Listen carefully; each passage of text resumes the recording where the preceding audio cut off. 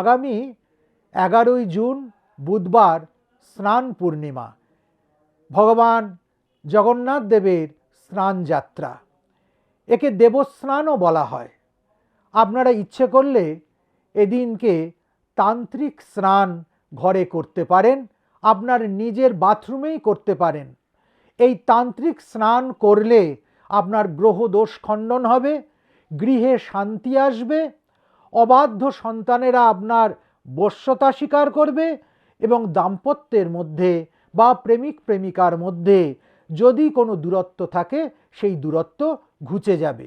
যেমন আগে স্নান করেন করে নেবেন, তারপর একটি মাটির ঘটে লাল চন্দন, তার সঙ্গে ত্রিফলা, একটি গোটা জায়ফল এবং সাদা চন্দন চূর্ণ, বাটা চন্দনকে শুকিয়ে চূর্ণ করে ওই জলের মধ্যে দিয়ে দেবেন এবং লবঙ্গ, এই কটি জিনিস মিশ্রিত করে স্নান হয়ে যাবার পর সেটা নিজের মাথায় ঢেলে নেবেন।